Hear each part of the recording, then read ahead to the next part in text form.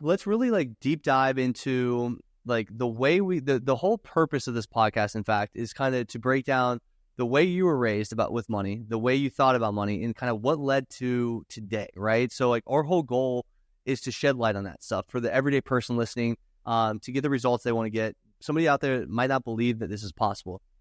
So Joe and Allie are 3 years old, 5 years old, maybe 7 years old.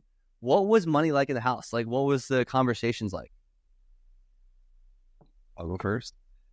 So pretty much, I'd probably say regular, blue collar, middle class family. Father worked. Mom stayed home for a little bit to raise myself and my older brother.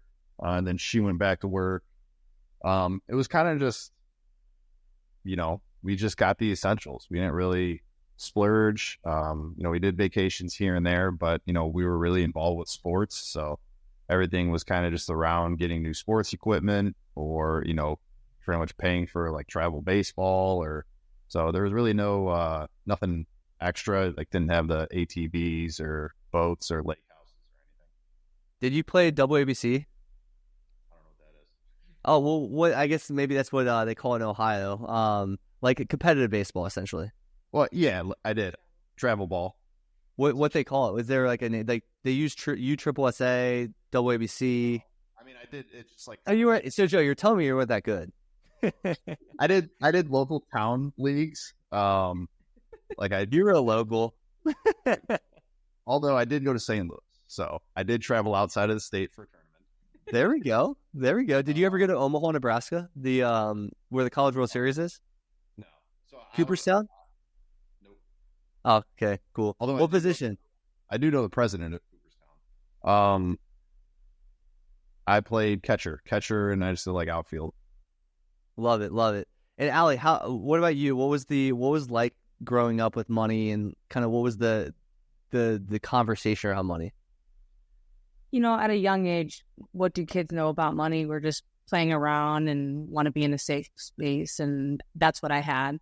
My dad was a business owner, so he was starting his business. He started out much like us, kind of in a condo, and my brother and I were both kids. And then my dad's dream and my mom's dream was to build a home in Chicago. And so they found a piece of property they loved, and they built that. And that's what we moved into, 6 acres of land, a dream for a kid. But at the same time, they were very frugal. Like my dad did all the electrical work in the house. My mom stayed home, raised us. We lived in a really nice kind of, area, but there wasn't like a lot of like shops or whatnot. But otherwise, money, I didn't think of money as a bad thing or a good thing when I was young. But we were able to do everything that we set out to do. I played soccer. All my siblings played sports. We traveled around everywhere. But we never went on like lavish trips. Like our trips were our traveling soccer trips. And the most were like camping. Yeah. So really growing up, like there was never an issue with money. It wasn't like you saw your parents struggling, but you did mention that you saw your dad doing the electrical work and doing work within the house.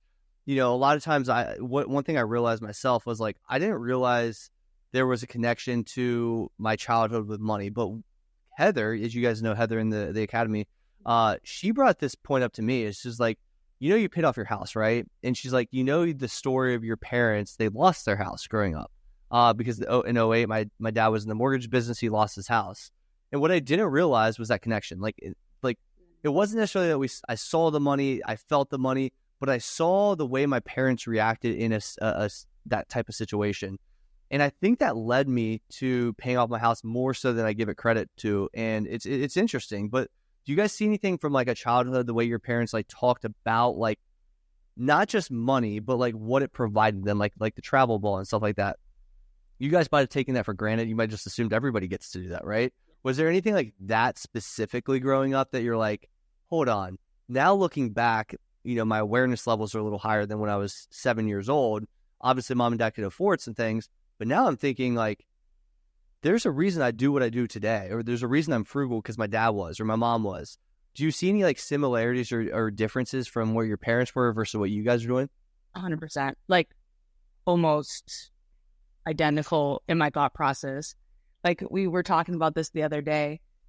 People, will buy like lavish gifts for their spouse at their wedding day and stuff. And I'm like, or whatever. And I'm like, Joe, I want a down payment on a house. Like, I want this. I don't need all of that stuff. And my dad is like extremely practical. Like, we grew up and my mom was like, your dad wouldn't buy me like diamonds or anything like that, but he'd buy me a washing machine and he'd buy me new tires and all of this stuff. And so, maybe like I have had cousins who are very well off as well. They go on these lavish trips and stuff, and we never did that, which wasn't a big deal to us. But I can see how that set my parents up now, and how it framed our mindset when it comes to money. And I definitely like nowadays I'm like, I don't need that extra nice shirt or whatever. Like I'd rather have this for our home or this for the future going forward. Do you think there's an element of scarcity with that at all? Say that again? Do you think there's an element of scarcity? I think so. Mm-hmm. I mean, scarcity in the sense like when I look at my parents, my mom was an immigrant. She came to this country. They really had nothing. My dad didn't grow, even though born in this country, they had 4 or 5 kids. And my grandparents worked really hard. And I think there's elements of how they grew up that transferred to how they raised us. And a lot of that was like kind of a scarcity mindset. And, my dad still, I call him daily. And, we ask him like, what should we do here? What should we do here? He goes, just make as much money as you can, the right way, save it, and you're going to be okay. Like he makes it simple, but that was like, those are his thought processes through it all. Mm-hmm. Joe, what about you? So, yes.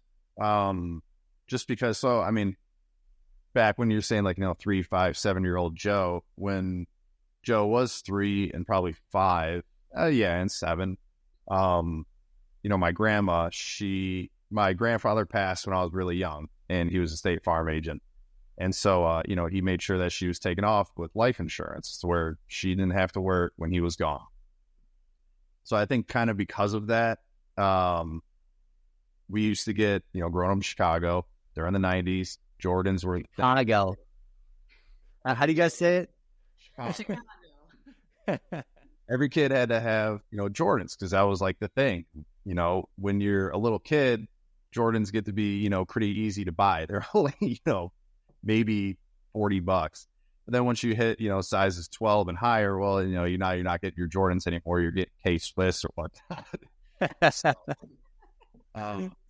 then I'll never forget either. And this could maybe be like a point you talk about what you learned from your parents. I remember, I don't know if it was just like a midlife crisis or whatnot, but, my mom's favorite car was a Jaguar. So, I guess my parents been doing well enough. My dad, I think, just got a new job at he was a golf course superintendent in Chicago. And he just got a new job at a new course. So they're like, hey, can we do this?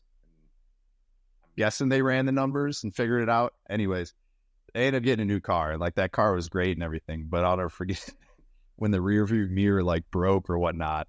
And because it's a foreign car, my mom was just like, wait, how much is this? And she was just like, all right, you know what? We're getting rid of this thing. So now it's kind of, I like, for instance, like a vehicle, like I just see a car as something that gets me from point A to point B. Like if I have millions of dollars, yeah, sure, maybe I'll get a Jaguar. But for now, like Nissan, Honda, Toyota, those are great cars too. Like it's getting me to where I need to be, which is to make money. Yeah, totally agree. I mean, we up until this past year, well, let's call it 2023, actually, we've driven, my wife had a company car, so she kind of like off and on with company cars, but I had a Nissan Altima, 2012 Nissan Altima, up until like 2020, and then we got like a Hyundai Sonata, and we drove that until well past millionaire status, and then now we finally got our first car that was like, I would say, real family car.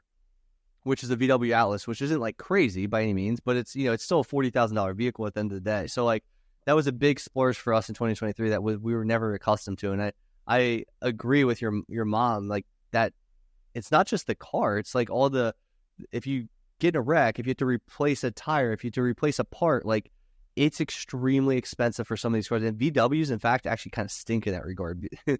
And so I like think about that even when we bought it. I was like, well, hopefully I don't wreck. Right. So you guys obviously grew up in, I would say, similar type of backgrounds. When you guys met, how old were you guys when you met, and how long has that relationship been going on? When were you lovebirds officially introduced? So I met Joe through one of my coworkers. She was neighbors with his parents. And we were 26 at the time. He was in the military in San Diego, and I was kind of getting my career going. He lived very far, and I kind of was like, I need to focus on me. I don't need a guy right now. But the coworkers were very persistent, and we met and we just hit it off, and it kind of worked out. I mean, we did distance for 5 years. I mean, pretty much the whole time I was in service. Yeah, and then he moved out. And after. So this is our first year really in the same place. We got married in 2022 in April. And so we've been together a total of 7 years now. But the distance worked for us, even though it was very difficult and hard. I was pursuing my career in medicine, and he was, doing his stuff in the military. And so it gave us some focus, but it also gave us another sense of like support with each other, and another way to like grow with each other, being far apart. And like we really like worked hard at our communication skills. And so once we got married and moved in together, it's kind of like, wow, this is fantastic. Like we already have that communication skill set. And I think things that come down to having good communication skills in any marriage is, what's the finances look like? What do we see for our kids and all of this stuff? So we had a foundation when we got married, which has been great. That's huge. Communication is like one of the biggest elements. I always say, like, if you can't communicate, like, I think Layla Hermosi was talking about this, like the best, most successful businesses it's not the smartest people. It's not like the best in the business. It's just better communication. I think you see that everywhere. And I've seen that in my business. I see that in my relationships. The more you can not only just like talk to somebody, but really fully get your thoughts out of your head to them in an effective way to where they respond and understand, it's a game changer. And we see that all the time with specifically, couples in money. When did you guys like start to join money? Was that a difficult process? What was that transition like? And what does that look like today? It was kind of a slow, you can take it too, but it was kind of a slow process. Just I found Budgetdog. That was my claim to fame. Yeah, I mean, it was pretty much once we got married, we merged. We kind of figured out like, okay, because we weren't married yet. So when I got the home loan for here, like I applied for the loan myself, used the VA loan, which was great. It was able to get us this. And then I was like, well, should we just use my checking account for all the bills? Because that's what like our mortgage and everything's attached to. So we're like, yeah, sure. That works. And then, which I use Navy Federal, which, it's fine. It's not like Chase or whatnot, but it's pretty, good. And then, she had Ally, which had, better, I guess, high yield things. So better returns and, the buckets. So we were just like, all right, we'll roll our savings into the Ally account. So we kind of just like sat down and just talked about like where would be the best place to put our money, for convenience, for investment reasons. But I don't think we were where we wanted to be. And that's why we sought out Budgetdog, because, it took a while for us to kind of get everything set. I was changing my name and all of that, take some time. But we hadn't really, we talked about money, but not like to the extent. Any regret there, Allie? No. Never. I always have to throw an extra jab at you. I don't know what it is. It's easy to jab sometimes. It's all love. He always gives you a hard time on this call. That's why he set it up. And I'm like, Joe, you cannot say this on the call. I jab back. I don't jab first. I know. The Nick Chuff was by far the best. That was pretty funny. So I rudely interrupted you. Oh, no, not at all. Yeah, so, it came a point, I don't know, maybe we hit a year of marriage, maybe it was 6 or 7 months into marriage. I was like, we need a better budgeting, because we weren't budgeting at all. We had no idea, like, we're not huge spenders, but like we were going out to eat, things, we had no concept of how much we were actually spending. And we didn't really have an idea of how do we maximize our retirement funds with work. I just started a new job out here at the time. And so I just was like, oh yeah, I'll just match my 403B and do all of that. That's what seems what everyone else does. But really, I had no idea what HSA could do for us. So, and I'm very leery about Instagram and like finding people on Instagram. But you spoke to us, Brennan, and it's the best decision for us. Like, I can't tell you, we like daily are like, we are so glad we did the program. Amazing. So I was about to ask you that question. You mentioned earlier, it sounded like you found me first. Yeah. Cause, I'm on there and I'm like, how the algorithm works. You look at it and it's on there. I'm looking at all this finance stuff. What do we do? And you kept popping up and I'm like, workout videos. You had some really good stuff. Yeah. You had some really good stuff on finance that like was in alignment with us and it seems simple, but you have things like Dave Ramsey has been around for a while and all this, you have books and all this stuff. And I kind of was just like, let's just take a chance. What do you think, Joe? I think this sounds really good. And I think part of it too is your group wasn't like very salesy by any means. It's just like, hey, we're here to help people. And this is our goal, and it's very down to earth, and that's what spoke to us. Mm-hmm. Love that. And Joe, you follow me on Twitter, right? But you follow me on Instagram. And what was that conversation like? Obviously, were you like, whoa, hold on, who's this guy? Like, what was that like? No, I mean, she kind of just showed me like your page and videos and everything, and then I was like, yeah. I mean, like, we want the real here. You can be honest. Well, no, I had no clue you existed until she told me. And then once you got involved, then I followed you on Twitter. But like beforehand, I had no clue. And I was like, I mean, yeah, sure, let's give it a shot. Because like we honestly had zero plan for budget or like our money was just going into a savings account that I think was earning like 0.5%. And like that was our savings plan. And it's just like, this really is working.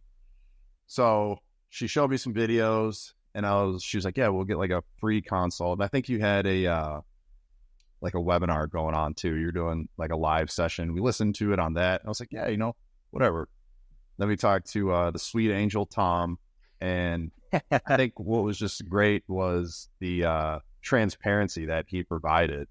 And it wasn't, like she said, it wasn't pushy. It was just like, hey, you know what? If you want to do this, we would love to help you. And like that right there, I think means a lot. The fact that if you're willing to do this, we'll do everything in our power to help you. Mm-hmm. Yeah.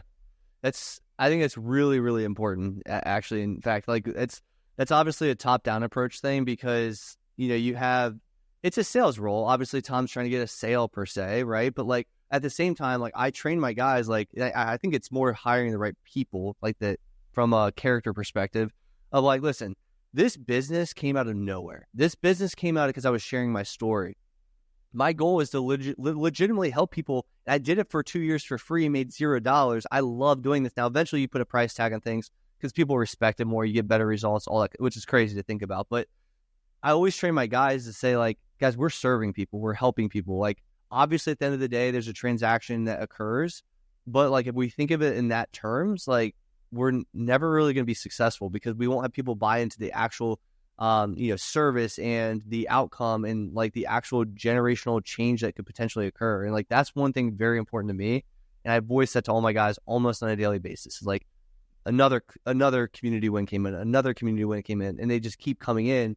And it's because we're thinking about it the right way versus a lot of these different financial things are like, hey, sign up for a one-on-one and like, let me just like steal from your pockets and I'll give you a little bit of Googleable information, if that's even a word.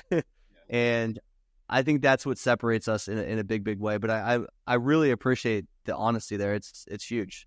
Yeah. And I think too, like, again, I reached out to many different, companies, gurus, whatever, just to kind of see, like, even before you. And the thing that, again, made us feel a lot better was the transparency, but also, like, when I think I, like, messaged you a few times, you got back to me, like, no one else got back. You got back to me with genuine answers, which I didn't expect, because you don't typically do that. And even when I ask people, or I DM people who put facts on Instagram, and I'm like, oh, interesting, like, tell me more, they're always like, well, we could set up a call. And it becomes like a very salesy type of thing. And I know there's, like, probably a threshold for you, because you probably have so many people that it probably gets hard. But at the same time, that means a lot, especially when it comes to financing. You want to know that someone had your back, even if you're not at their program level yet, that you feel like you're getting good information before even starting something like that. Yeah, that's huge. I think the other thing is, like, there's I always operate from a place of, like, I got to solve a problem. I don't think of, like, hey, I got to put this person in this program or sell them to this. I think, what is your problem? What are you trying to solve? And, like, as an entrepreneur of mine, that's, like, what I think about. So I'm like, okay, their problem is X, Y, and Z. Okay, I'm going to help them with this.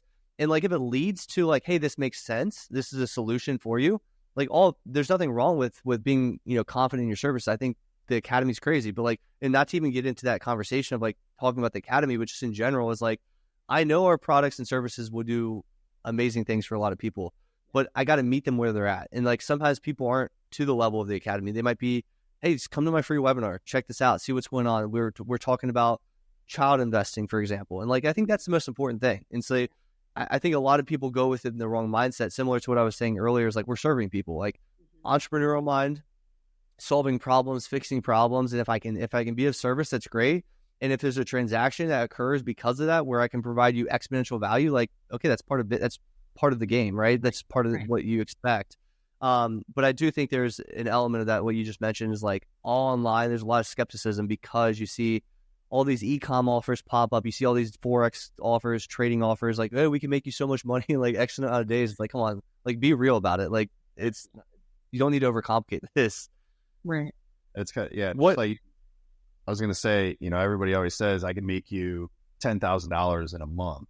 It's like, that's always the go. You're right. But then, like, when you see your stuff, it's like, hey, I could make you a millionaire, but it's going to take, 20 years or whatnot. A lot of people may be like, oh, well, that's not worth it. But then once you run the numbers and do all the math, it's like, oh, like, millionaire isn't just like $1 million. Like, a millionaire is $1 million plus. So it's really kind of just like, you know what? It is a long game. And when you look at the roadmap, it makes sense. Yeah. I think the millionaire goal, and I always say, like, it is hard not to be a millionaire. And I don't want to sound elitist, stuck up, or anything, but if you actually run the numbers, like, a millionaire is just, like you said, $1 million net worth at some point in time. If you live 90 years, it takes like $2. I don't know what it would technically take, but, like, it doesn't take a whole lot. And so, like, a lot of people, like I say, like, I'm pretty confident, like, most people would become millionaires within 20 years if they follow this roadmap. I'm pretty positive. Can I guarantee that? No. But I'd say, like, 95% of people will if they follow the roadmap. But most people, even a big majority at least, in the group will be well before that. I've had people hit 5 years projection time. I've hit 8 years, 10 years, 12 years, 14, 15, 16, whatever. Because, like, we make a lot of money, but we just, like, a lot of times we don't optimize for what we're trying to actually accomplish. So that's huge that you say that. What are your guys' future goals? Like, what are the biggest goals on your plate right now? Probably Bears win the Super Bowl. Hey, that's never going to happen. Come on, just got to give that one up. Yes. If that happens, we are going to it. I am buying you a ticket. We're flying out. Sure. We're going. You think I'm kidding? I mean, we may be, like, geriatric, but it's going to be a long time. So, goals, and we were honestly just kind of talking about it. We talk, like, we go for evening walks, and, like, literally all we talk about is, like, a year, 3 years, 5 years. Dude, I love it. That's what Aaron and I do almost every day. Yeah, it's awesome. Like, literally 10 minutes before this call, Allie sat down. She looked at me. She goes, you know what? I think you should forego buying a house. I was like, okay. And she's like, because I think if we purchase a business, get a small business acquisition, that will pay more dividends as a house would now. where, maybe a house will 20 years from now. Well, with some context, just like, talking about where our goals are. We talked to you, Brennan, in the beginning of this year, and our big goal last year was, getting our finances in check, and we were able to do that. I think we invested half of our income and still had money for, our expenses and everything, and plus more. So we were so impressed by that, by just learning through the program. So this year, our big goal is, okay, well, we're easing up on the investment side, kind of the retirement side of things, but that money is going into our high yield savings account. So the same type of investments, half of our income, but we're trying to be a little bit more cash heavy so we can, one, either buy a business and or a home. We're expecting at the end of May. So we are comfortable where we're at right now. We're in like a 2-bedroom condo. It's spacious enough for what we need right now. But 1-2 years, we do want to have maybe something a little bit bigger. But that's what Joe was saying. And we have been looking at homes. We got our loan. What is it called? We got a pre-approval for a loan for a home. So we are taking steps, obviously, to see what's out there. And I think that has been really good for our learning purposes. Sadly, it's really hard to digest the expense of a home during this time and higher interest rates, because we bought this place it was 3.25. But at the same time, it's kind of also what's going to help us get the goals and the home that we actually want. Because there's a lot of homes on the market where yeah, we can do this. Yeah, it's okay. We're just not super impressed. So that's why I kind of made the comment hey, do you think maybe we should just not forgo the home, but focus now a little bit more on, hey, let's really think about this business thing.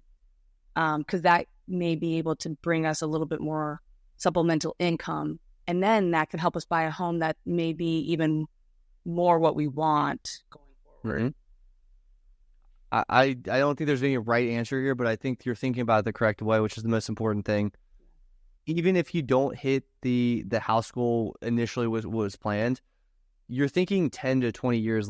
You can hear in your voices of your vision and your mindset is in the right spot, because most people are thinking here now, feel good, I want to do it right now. But if you're able to sacrifice that, and whether it be at home, you're going to be the one that gets the dividends long term, and the people that look for the quick win are the ones that don't win. And not saying the house is a quick win or it's a bad move. It's just thinking of it differently.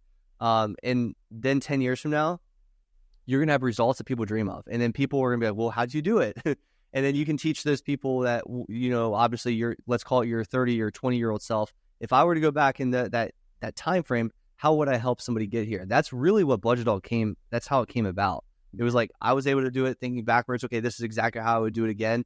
And that's why it actually works, because it's practical, real world experience. Obviously there's some experience with it, and from a textbook perspective too, as a CPA, but you guys are going to buy that business. I can guarantee it, because it's just a matter of time. Once you find the right business, you've been talking about so much, and when there's intention behind something, it will happen. Yeah. And that's the thing, buying a house, okay, we've done it already. We kind of we understand what to look for, what to do, and we're taking steps. But the buying the business part, we needed a little bit more understanding, and to feel hey, we're trying to buy a business and put a down payment on a home. I just don't want us to be spread so thin, especially having a kid, that I'm okay, let's just take our, foot off the gas pedal a little bit, maybe on the house, not saying completely off, and then just push down a little bit on the business part. What type of business are you guys looking at? I know obviously you mentioned HVAC, you mentioned a few other things. What other things you have in mind? So yeah, kind of just sticking to the service industry. And I mean, wouldn't be opposed to, because especially, I'm trying to go about this two ways. One way to where, we purchase a business, and then I would probably run the day-to-day operations. And then there's the other side of the coin where I'm trying to think, okay, maybe we could acquire a business to where she may be able to stay home and kind of, because she works long hours. So now she wants to be home more so she can be with the kid more. So maybe I could find her something she could do from the house where we could still make the same amount of money or more and, give her a little bit more freedom to be the stay-at-home mom. And, I can still go out and still grind, and, I'll keep looking. Then eventually, we could have two, and then there we go. Now we're both kind of at home in our child's life, a lot like, you and your wife. That's amazing. Yeah. I think being like, I didn't realize how much it would mean to like stay home and like see your kids all the time. You guys don't hear the lawnmower, do you, outside? No. Okay, good. It like came up to the window. It's like I can barely hear myself right now. But no, I think that's really important to really stay home with children, or at least be very present. And I think it becomes even more once you actually the child is here. I don't know for you guys, maybe that's my experiences down the line, but like the first couple of weeks, like I feel like it's more mom son, mom daughter connection, and the dad's like, oh, this is cool, but like there's not much value I can provide. And then all of a sudden, when there start to be more needs and you start helping, there's a different bond I think happens. Pretty cool. We're excited. What would you guys tell people that are listening to this, that are out there trying to figure out, hey, how do we do this money thing? Like, how do we figure this out? What would you tell them as a piece of advice to end us today?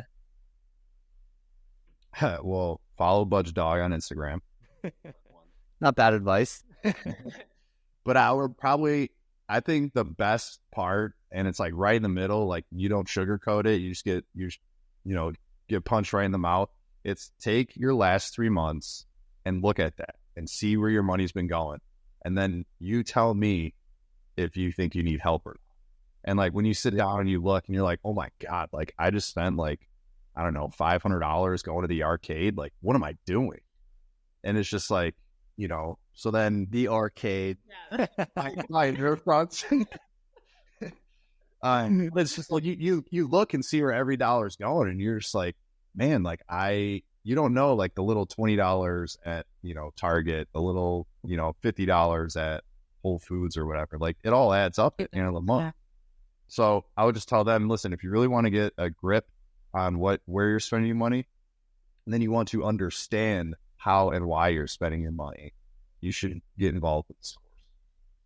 And I think the investment piece is huge too that you train us on. But I think my advice would be like, you want to keep it simple, but you want to know the components on how to build wealth. And you won't know, because I would read Tony Robbins growing up. Like I was a big Tony Robbins fan. He did a lot of like financial books too. And Money Mastered the Game, and he just came out with the new one. I just bought it. I don't have the new one, but he had one about investing. And it was a lot about ETFs. And so when I was 26, before I met Joe, like I wasn't making much money, but like I opened up a traditional and a Roth, and was like, okay, but it just ended there. And then I think, I opened it up, I put some money in it, but I didn't understand, now I have to link the investments. Like it's not hard stuff, but when you don't know, it's hard. And then the other thing is, I think stocks in general can be daunting, or just, being in the stock market could be a little daunting if you don't know, but having a simple plan, looking at the index funds and looking at ETFs, and just like having simplicity to it. You don't need to do anything crazy. Get into the S&P 500 and just keep doing that. Even if it's just one ETF or index fund that you're in, like that's going to be huge going down the line, I think. And just seeing the compound calculator. So having all those tools, I think, are important. There it is. I'm trying to make it show, but it's the holy grail of investing. It's this new one I just got. It's actually it might intrigue you guys based on the journey that you're on right now with like the business side of things, because it talks about like being part of a GP of like owning sports teams and owning like being in the private equity markets and private credit markets and stuff, and that kind of alternative investing that a lot of wealthy people will use. So like I haven't dug into it enough yet to be confident with speaking on it, but like it is pretty cool. Nice. Yeah, I really liked his books. I haven't read them in a while, but those books got me started on things. Yep. They're very good. He brought in Ray Dalio. I think it was a Money Master of the Game. Yeah. Dalio I talk about all the time. And like, obviously it's in my Investing 101 ebook and stuff like that. Really cool stuff, guys. I appreciate you guys coming on. Next stop, I better see a business under Joe and Allie. Oh, 2024. I love it, guys. So I appreciate you coming on today. I actually did get some P&Ls that I got to go over for, it's like an HVAC automation service. which kind of sounds pretty intriguing. And, Yeah. Living here in Phoenix, AC is critical. It goes water, then it goes air conditioning. Send it to me. I can review it, man, for sure. Okay. So probably start, looking at that and just, little by little learning more, asking more questions, getting more confident.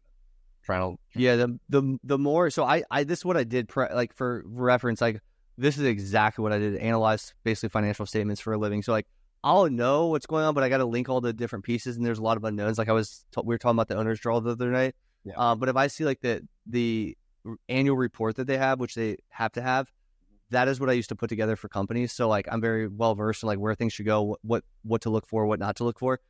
If they have like footnotes, add those as part of the annual report to me. Any documents that you have, like it'd be a fun exercise. Okay.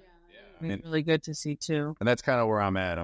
I need to get to, start surrounding myself and, need like an attorney, need a CPA, and then, need a broker. And you just got to build that team to where you have somebody bring you the deals. One guy sits down with you to go through the numbers. Then the other guy goes through all the legality. Yeah, for sure. You've been listening to Money on My Mind with your host, Brendan Schlagbaum. If you found value in today's discussion, share it with someone who could benefit from it too. Be sure to subscribe to the podcast if you haven't already, so you never miss a money mastery tip. Until next time, stay passionate about your financial journey and keep taking bold steps towards your money goals.